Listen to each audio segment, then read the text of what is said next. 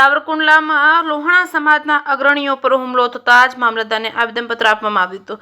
બપોર બાદ શહેર સજ્જડ બંધ જોવા મળ્યું હતું. સાવરકુંડલામાં સવારે લોહાણા મહાજનવાડી પાસે લોહાણા સમાજના પ્રમુખ જગદીશભાઈ માધવાણી અને મંત્રી રાજુભાઈ નાગેચા પર પાર્કિંગના મુદ્દે હુમલો કરવામાં આવ્યો હતો. આ ઘટનામાં લોહાર સમાજના તેજસ રાઠોડ નામના એક વ્યક્તિ પર હુમલો થયો હતો.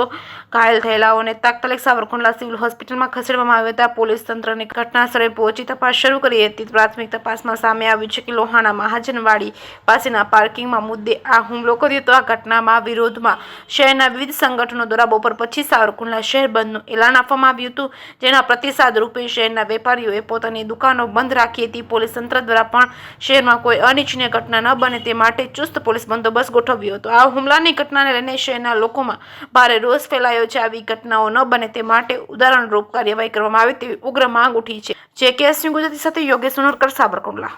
આવી ઘટના અવારનવાર કુંડલામાં બને. તમને 3-4 ઘટના એ બતાવું. થોડા ટાઈમ પહેલાં સંઘના પ્રચારકને ઉપર હુમલો કરી એને ટ્રાન્સફર કરવા પડ્યો.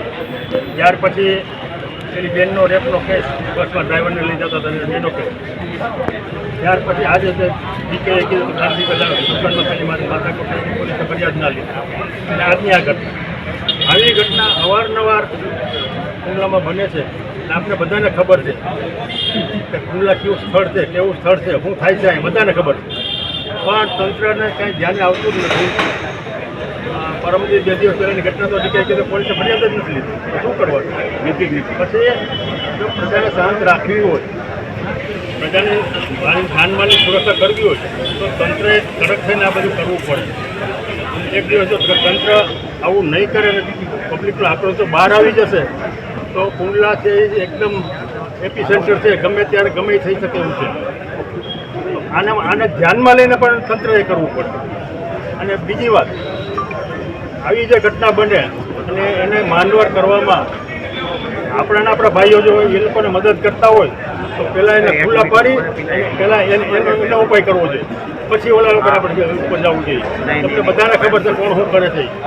આજે બપોરે મારે માથા કરવું છે, પણ આ બધું ધ્યાનમાં રાખીને પબ્લિકે ધ્યાન રાખીને બધું કરવું જોઈએ. પબ્લિક જ્યાં સુધી બહાર નહીં આવે, બધું સહન કર્યા કરશે તો આવું ચાલ્યા જ કરવાનું છે. એટલે જેટલું બને એટલું હિંમત રાખી સંગઠન મજબૂત બનાવી નાની પણ ઘટના બને, કોઈ પણ જ્ઞાતિની, એમ નથી કે વાણિયાની કે પટેલની કે ભરવાડની, કોઈ પણ જ્ઞાતિની એવી ઘટના હિન્દુ ધર્મમાં ને તો બધાએ ભેગા થઈને આનો ઉપાય કરવો જોઈએ. નહીં તો અત્યારે આ પોઝિશન છે, 5 વર્ષ પહેલાં આ જ પોઝિશન છે, અને જો આમાં કાંઈ નહીં કરીએ 5 વર્ષ પછી આની પોઝિશન રહેવાની છે, વધતી જવાની છે. તમારી ઘરમાંથી દીકરીઓ તમારી ઘરમાંથી લઈ જાય ને તો તમે કાંઈ નહીં બોલી શકો. આ પોક્ષમાં શું થયું?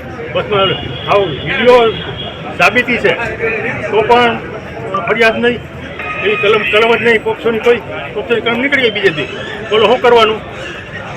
એમાં આપણે જતા એમાં એને એ લોકોનો કોઈ વાંક નથી. બધી માહિતી અમારી પાસે હોય છે, સાંજે બધી માહિતી આવી જાય. તો આપણને પણ આપણે તૈયાર કરવા પડે, સમજાવવા પડે. ન સમજે તો પછી આપણે આપણી રીતે ઉપાય કરવો. આટલું ધ્યાનમાં રાખી અને સૌ સંગઠન સાથે જોડાઈ રહીએ અને આવી કોઈ ઘટના સાથે બનીને સામનો કરે.